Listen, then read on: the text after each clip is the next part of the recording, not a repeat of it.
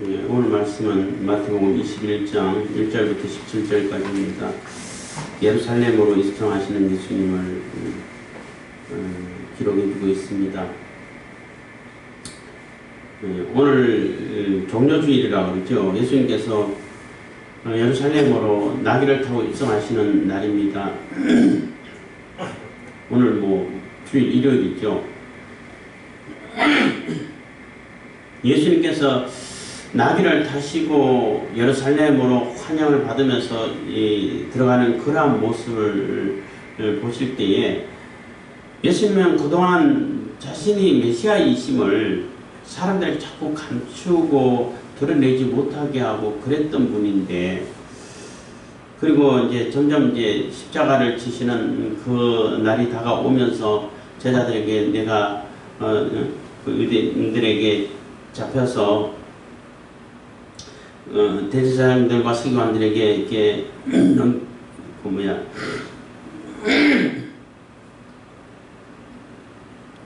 그들에게 잡혀서 이렇게 죽게 되고 이방인들에게 넘겨줘서 십자가에 달려서 죽을 것이다. 그러나 3일 만에 일어날 것이다. 살아날 것이다. 이렇게 예언을 가지고 있습니다만은 그 예수님이 메시아인 것을 간접적으로 이렇게 전달이 되고 사람들이 알게 되고 그 마음속 깊은 곳에서 예수님이신 것을 이게 인식하게, 예수님이 메시아인 것을 인식하게 되고 정말 하나님께서 보내신 메시아 맞구나, 다윗의 자손 맞구나, 이렇게 기대와 희망을 품을 수 있고 그 하시는 일을 볼 때마다 하나님께서 함께 하지 않으시면 저는 일을 할 수가 없다, 이런 고백을 나타내는 그러한 사람들이 많아지고, 그래서 예수님에 대한 그러한 기대가 굉장히 높아져 갔죠. 굉장히 높아져 갔는데 마지막에 십자가를 지러 가시면서 마지막에 예루살렘 입성하시면서 예수님께서 아예 공개적으로 드러내놓고 나귀를 타시고 많은 사람들의 환영을 받으면서 입성하시는 거예요. 그래서 예루살렘에 그 나귀를 타고 간다든지 말을 타고 환영을 받고 입성한다는 것은 승리한 전쟁에서 승리한 왕으로서 또 장군이라 사령관이라 해야 되나, 하여튼 승리의 왕을 이렇게 상징하는 그런 말 타고 입성을 한다든지 아니면은 나귀를 타고 간다면 어쨌든 왕이 나귀를 타고 평화를 상징하는 나귀죠. 말은 전쟁을 상징하지만은 나귀는 전쟁할 때 쓰는 짐승이 아니잖아요. 짐 옮기고 사람 태워서 나르고 이럴 때 쓰는 짐승인데, 그 짐승을 타고 간다는 얘기는 평화를 이루려고 간다, 평화의 왕이시다라는 것을 이렇게 선명하게 상징화 시켜주고 사람들에게 인식을 심어주는 거예요. 그래서 예수님께서 내가 메시아 맞고 평화의 왕으로 오셨다는 것을 많은 사람들이 공표하는 거예요. 이러한 공표를 하고 있는 그러한 예수님을 볼 때에 제자들은 내가 십자가에 달려서 죽고 3일 만에 부활할 거야 라는 메시지를 전하고 있음에도 불구하고 제자들은 나와가지고 오른쪽에 왼쪽에 앉게 해주세요.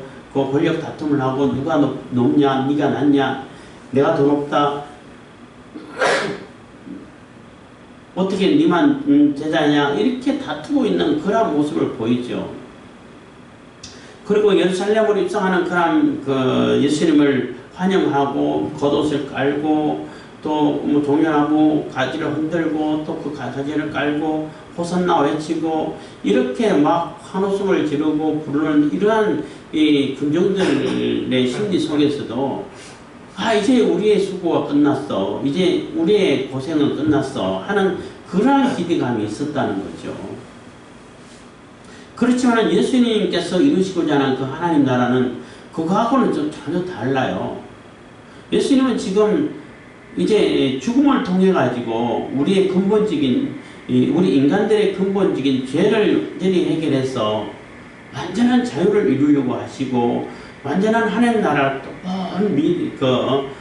거대하게 먼 미래를 향해서 온전하게 이루어지는 그러한 하나님 나라를 세우기 위해서 그 마지막 길을 가고 있는 그러한 심정으로 가시는 것이고, 또 제자들뿐만 아니라 이 환영하는 이 인파들도 지금 당장 예루살렘에 들어왔으니까 환영 왕으로 이렇게 입성하시는 것을 보니까 이제는 뭐 썩어 부패한 그러한 제사장들, 또 권력을 휘두르는 그러한 로마 군병들 다 물리치고 이스라엘의 다윗의 왕조가 다시 세워지는구나 하는 이런 기대를 갖고 있다는 거예요. 그러니까 동상이몽이라 할 수 있죠.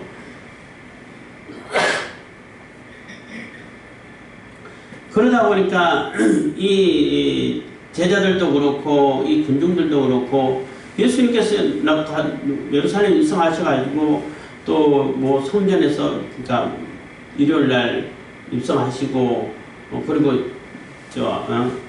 쉬었다가 월요일날 때 성전 청결 작업하시고 뭐 순서를 따지면은 월요일날 아침에 들어가다가 보고 뭐 가다가 했나요? 그냥 뱃발개로 가다가 했나? 어쨌든 배고파가지고 무화과나무를 보시고 열매가 없는 걸 보고 영원히 열매를 맺지 못할 것이다 하고 이렇게 저주를 하면서 이렇게 예루살렘으로 돌아가셨고, 들어가가지고 하루 지내시고 또 월요일날 성전 청결 작업하시고 다시 내려가다 보니까 좀 이게 예수님께서 저주하시는 무화과나무가 바짝 말랐네. 이러한 과정이 있고, 그리고 화요일부터는 성전에서 가르치시고 또 치유하시고 이런 사역을 하셨죠. 그러다가 유대인들하고 제사장들하고 또 논쟁을 하고 맞다 안 맞다 이렇게 얘기하고 무슨 권세로 이런 일을 하냐, 예수님께서 다시 질문하고 이런 과정을 거쳐서 목요일날 저녁에 최후의 만찬 하시죠. 그리고 그 목요일날 최후 만찬 하시고 금요일날 새벽에 잡히셔가지고 금요일날 새벽에 잡히셔서 재판하고, 해 뜨기 전에 재판한 건 다 무효인데 뭐 그들을 그런 상관없이 뭐 법을 지키나요? 그래서 굳이 로마법을 통해 가지고 처벌해야겠다고 하는 그러한 제사장들의 그 열심을 통해 가지고 결국은 로마법에 의해서 처형을 당하죠. 그래서 아침 9시에 십자가에 달리셔가지고 오후 3시에 이제 돌아가시고 십자가에서 내려져가지고 장사 지내고 급하게 유월절을 지키는 그러한 과정이 있었던 것입니다. 그리고 안식일날은 무덤에서 지내시고 안식하시고 또 주일날 새벽에 다시 이제 부활하시는 그러한 예수님의 그 과정을 오늘 얘기해주고 있는 것입니다. 그래서 오늘 첫날 예수님께서 그 나귀를 타고 가시는 그러한 장면을 이렇게 기록하고 있는 마태복음 21장인데, 어쨌든 뭐 21장 1절에서 17절까지 그 내용을 가지고 하고자 하는 얘기가 뭐냐면은 예수님께서 하시고자 하는 그 나라와 우리 인간들이 기대하는 기대의 그 나라가 너무나 달랐다는 거죠. 여기에 불행이 있는 거예요. 예수님께서는 그 성전에 올라가셔가지고 성전 청결 작업하시면서 막 다 불러엎고 이렇게 하시면서 여기가 무슨 도둑 소굴이냐, 너네들은 어떻게 기도하는 집을 도둑 소굴로 만드냐, 이렇게 하시면서 다 엎고, 그래서 거기서 또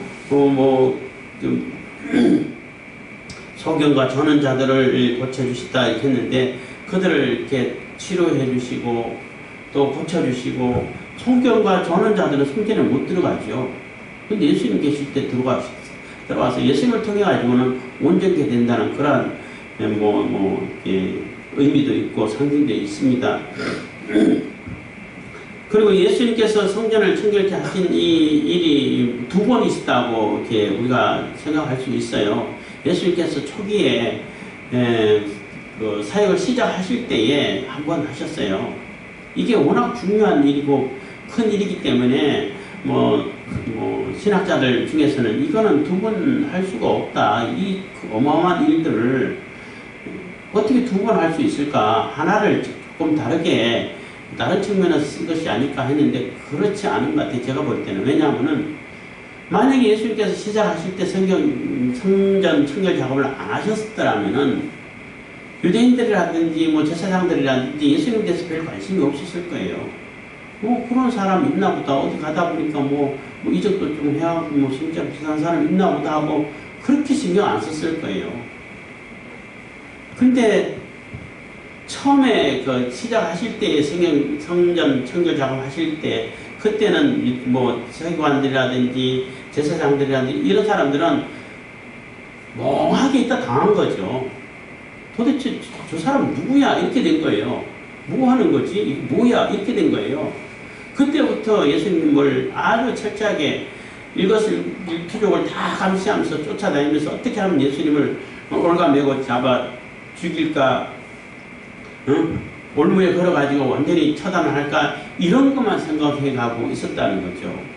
그러다 이제 예수님께서 십자가에 지시기 전에 예루살렘 입성하시고 아예 그냥 공표하시고 낙이 타고 내가 메시아다라는 것을 많은 사람들에게 보여주고 많은 사람들이 환영하는 그런 가운데 성전 청결 작업하니까 제사장들과 서기관들이 얼마나 긴장했겠어요.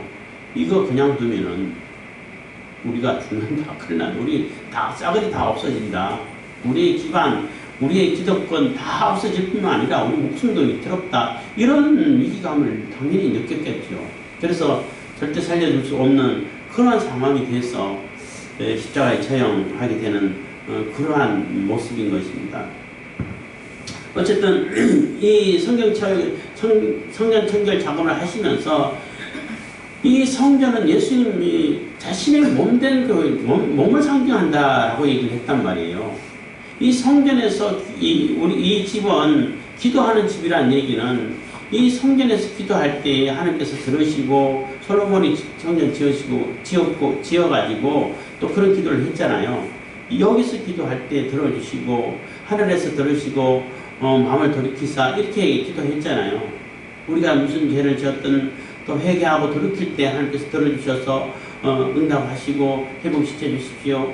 심지어는 이곳이 아니라 이곳을 향해서 기도할 때 저기 포로로 잡혀가지고 몸은 갈 수 없고 하지만은 성전을 향해서 기도할 때에 하나님께서 하늘에서 들으시고 이렇게 응답해 주시고 해결해 주십시오. 포로를 풀어주시고 회복시켜 주시고 돌아갈 수 있도록 해 주십시오.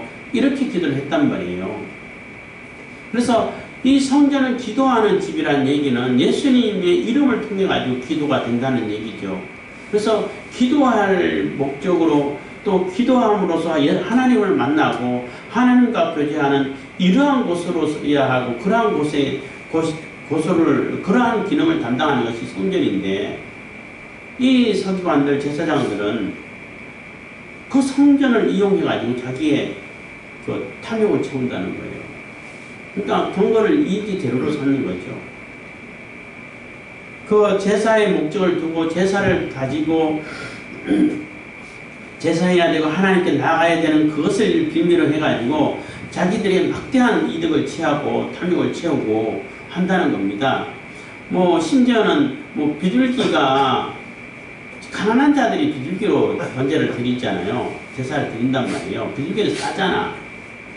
그러니까 80배 정도 예를 들어 비둘기 한 마리 1,000원 한다 그러면은 8만 원씩 받고 판다는 거예요. 거기서는 뭐 양 소는 비싸니까 뭐 한 30배만 해도 어마어마한 돈이 되죠. 그렇게 풍리를 취하니까 이 가난한 자들 또 일반 서민들은 더더욱더 힘들어지죠. 그렇지만은 이 제사장들은 뭐 어마어마한 돈을 벌죠. 그보다 더 좋은 돈벌이가 없죠. 그리고 나는 안 사고 이게 내가 정말 잘 길른 정성껏 길른 이 양을 가지고 또 하나님께 제사 드릴 거야 하고 양을 끌고 오면은 아무리 잘 끌고 와도 불합격을 얻는다고. 그럼 어떻게 끌고 여기서 사야 돼? 사게 되면은 비싸게 사야죠. 사는데 끌고 온 양은 어떻게 다시 끌고 가나요? 처치곤란이잖아. 아주 싸게 팔아야 돼. 그것부터 양을 가지고 가가지고 다시 20배, 30배 붙여서 팔아요. 돈 바꾸는 것도 마찬가지고 한전도 마찬가지고 이러한 결코 완전히 뭐 도둑놈 소굴이고 강도 칼만 안 들었다 뿐이지 강도들이죠. 예수님을 이용해 가지고 자기의 탐욕을 채우는 그러한 모습을 볼 때에 그게 정상이 아니죠. 요즘 얘기한다면은 경건을 이익의 재료로 삼는 사람들이죠. 예수님을 통해 가지고 교회를 통해 가지고 자기의 어떤 욕심을 채우고 자기의 어떤 탐욕을 채워가고 자기 정치적인 목적을 이루려고 하고 이런 자들이라고 말할 수 있는 거죠. 그 도둑놈 속으로 만드는 거예요.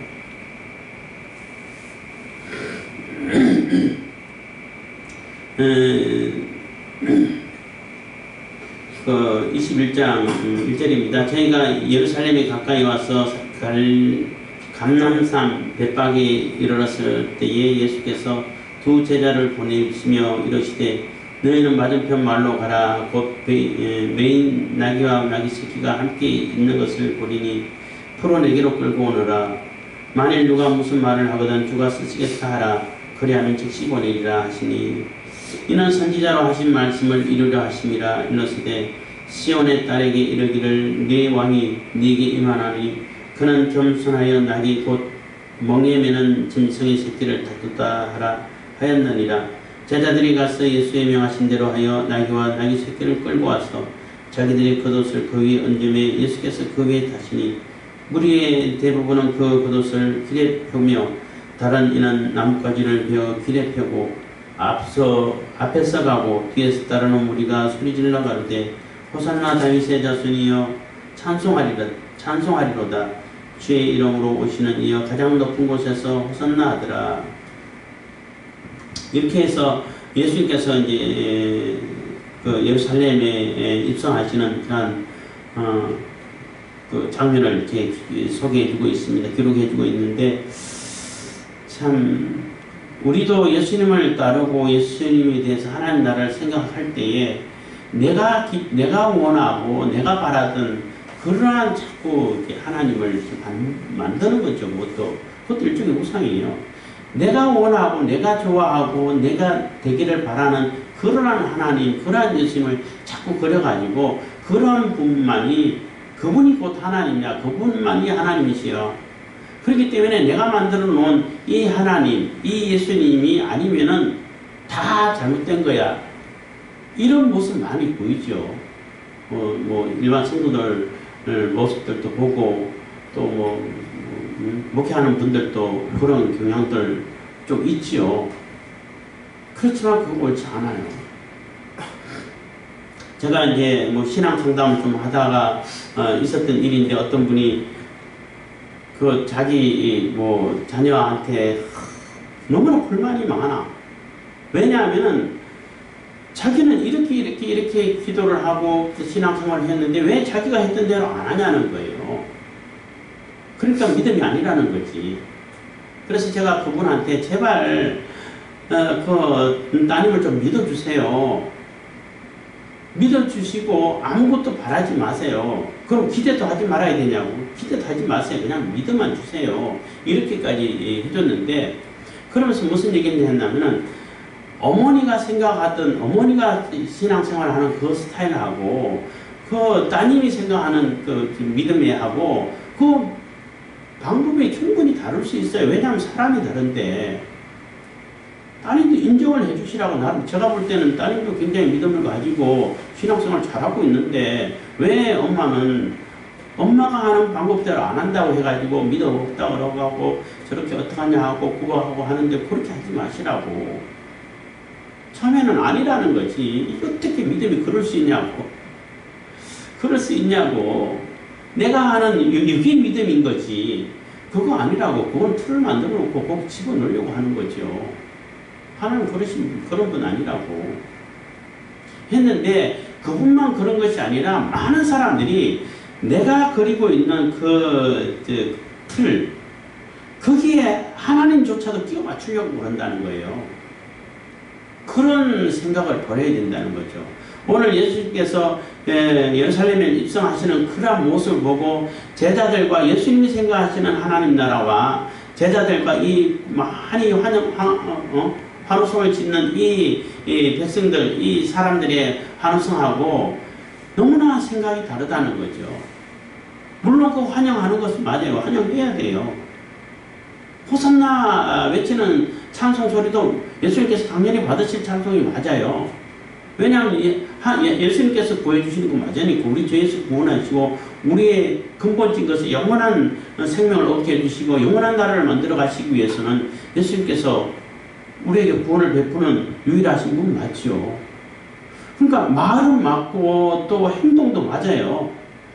행동도 맞고 말도 맞는데 그 기대하는 그 결과가 다르다는 거예요. 결과가 전혀 동상이몽이 된다는 거죠. 그렇기 때문에 그러한 그 믿음의 착각, 신앙생활에 대한 착각을 해서는 안 된다는 거죠. 그래서 제가 맨날 성경 읽을 때 성경에서 하고자 하는 얘기가 뭔가를 찾아봐야 된다. 문맥을 보고 문장을 읽어야 되고 그 문맥의 흐름을 보고 이 얘기를 해가고 있구나. 이렇게 읽어야 된다라고 자꾸 주장하는 이유가, 강조하는 이유가 그 얘기에 있는 거예요.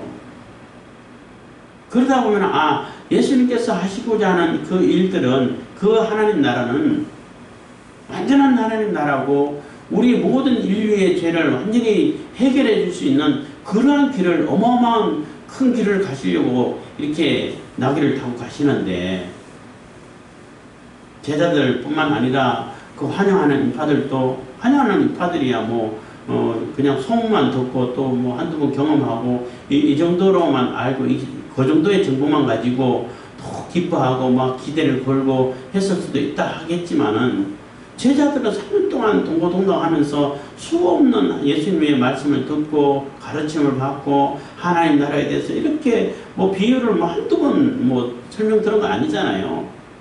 그렇게 했음에도 불구하고 예수님께서 하시고자 하는 그 일들을 제대로 궁금해하지도 않고 물어보지도 않고 생각해보지도 않고 자기들이 생각하는 그 나라, 그 왕국, 그것만 생각하고 거기에만 몰두해 있다는 거예요.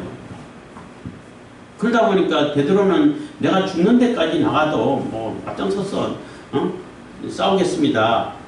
이렇게 자신을 했잖아요. 그 얘기는 무슨 얘기냐 하면은 예수님께서 전진해 가시는데 내가 앞장서서 죽음을 각오하고 선봉장이 돼가지고 나가겠습니다. 이 얘기잖아요. 그런데 예수님이 싸우지는 않으셔. 예수님은 안 싸우셔. 그냥 잡으면 그대로 잡혀가 버리시네. 때리면 그냥 맞으시네. 그러니까 제자들이 얼마나 큰 실망을 하고 사람들이 얼마나 큰 허탈감을 느끼겠냐는 거예요.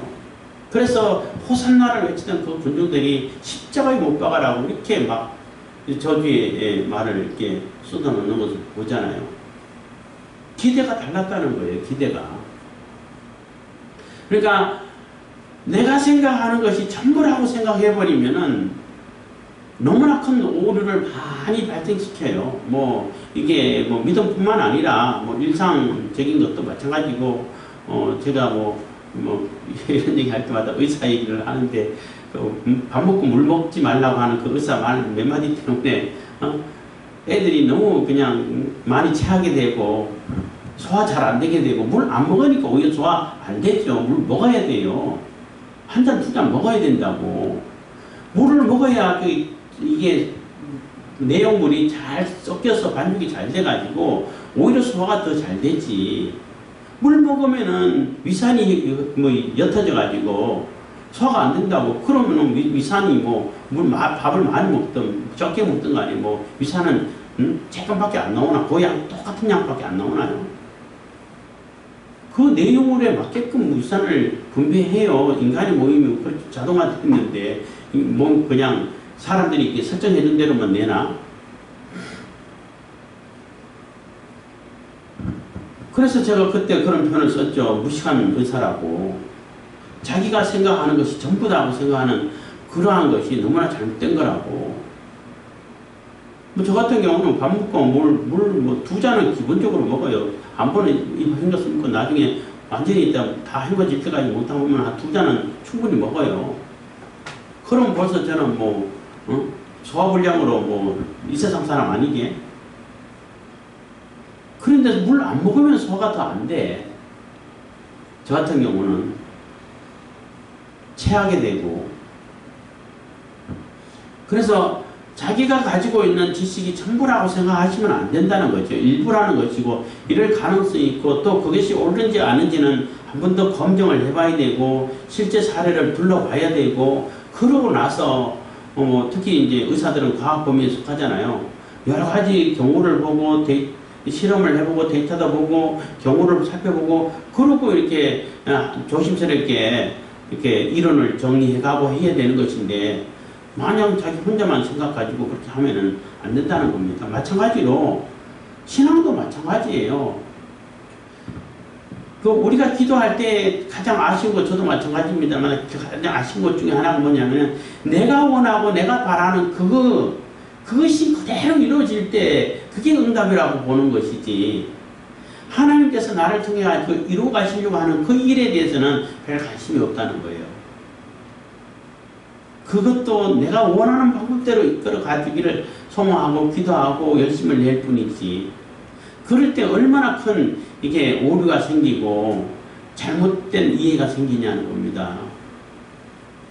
그래서 오늘 종료주일을 맞이해서 예수님께서 나귀를 타고 가시고 또 성전에 올라가서 또 이게 정결 작업을 하시고 할 때에 유대인들과 또 이 대제사장들은 막 분하고 막 화가 나 있죠. 아니, 저 호산나 다윗의 자손이여, 이 얘기가 무슨 얘기인지 당신 압니까? 이런 질문을 하죠. 당연히 알죠. 그러면은 아니, 당신이 뭔데, 그것도 베들레헴에서 나온 것도 아니고 나사렛 그 촌동네에서 나사렛 출신 그 사람이 무슨 그런 찬송 소리를 들을 자격이 있냐고, 이 얘기인 겁니다.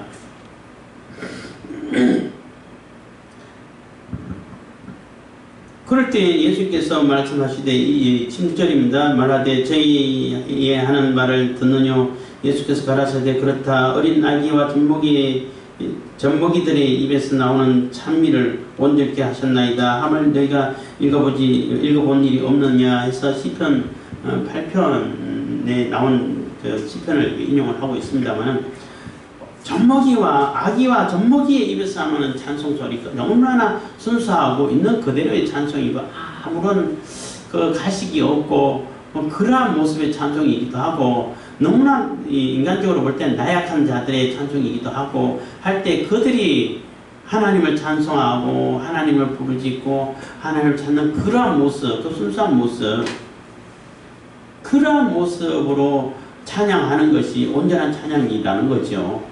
그런 찬양의 소리를 예수님께서 들을 자격이 있다는 겁니다. 그 서기관들과 대제사장들은 나사렛 출신 중에 나사렛에서 나온 그러한 요즘 말하면 여기서 속된 말이라 해야 되나요?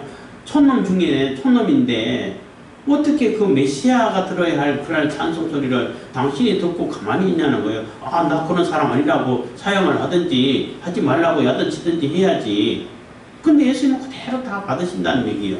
그 얘기는 내가 메시아 맞아, 이 얘기를 강조하고 있는 거잖아요. 암시를 설명하고 있다고 그래야 되나?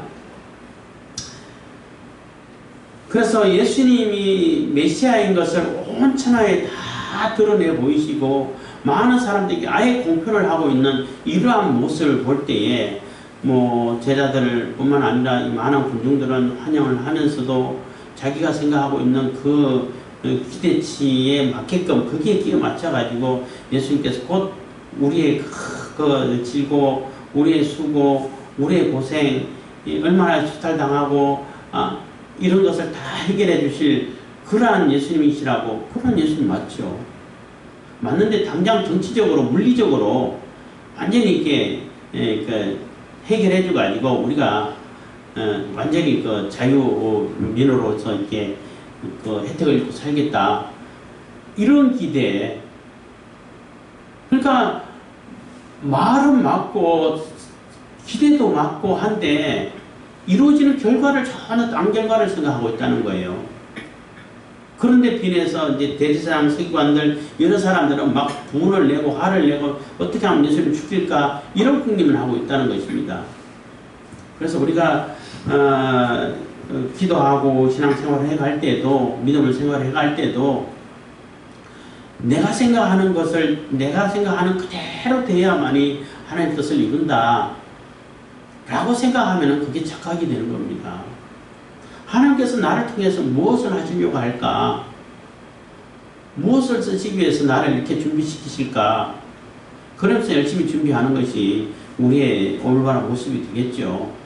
그리고 성경을 통해서 종려주의를 통해 가지고 예수님 입성하신 것을 보고 예수님께서는 분명히 죽으러 가신단 말이에요. 어마어마한 고난을 앞에 두고 내가 메시아인 것을 알고 여기서 우리의 모든 질고를 다 담당하시고 우리의 근본적인 인간의 근본적이라고 해야 되나요? 모든 인류의 근본적인 죄의 문제를 완전히 해결하시고 죄의 권세에서 죽음 사망의 권세에서 완전히 해방시켜 주시고 완전한 자유를 얻게 하시려고 이런 영적이고 어마어마한 크고 원대하고 영원한 그러한 꿈을 가지고 그러한 사역을 엄청난 무게죠.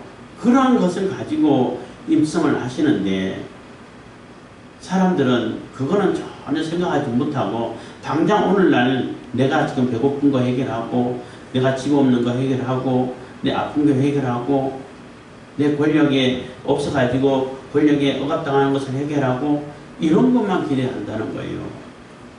요즘도 마찬가지예요. 내가 신앙생활을 하면서 지금 당장 물론 그게 당장 급하죠. 육신을 가지고 있으니까 집을 사야 되고 또 질병을 해결해야 되고 또 생활을 해결해야 되고 또 권력도 좀 얻어야 되고 명예도 얻어야 되고 이렇게 하기 위해서 예수님을 이용한다는 거예요. 이용하기를 원한다는 거죠. 그러다 보니까 점점점 진정한 믿음하고 진정한 하나님 나라하고는 점점점 멀어져가는 그러한 모습만 쓸쓸하게 보여진다는 것입니다. 그래서 우리가 정말로 예수님께서 원하시고자 하는 일들, 예수님께서 원하시고 하나님께서 원하시는 일이 무엇인가, 우리 일을 통해 가지고 어떤 것을 원하신가를 우리가 살펴볼 줄 알고 겸손하게 예수님 하나님의 뜻에 맞출 줄 아는, 하나님의 뜻을 순종하고 그 뜻을 이루어갈 수 있는, 내 뜻이 아니라 하나님의 뜻, 예수님의 뜻을 이루어갈 수 있는 그러한 우리들이 다 되기를 바라겠습니다. 기도하겠습니다.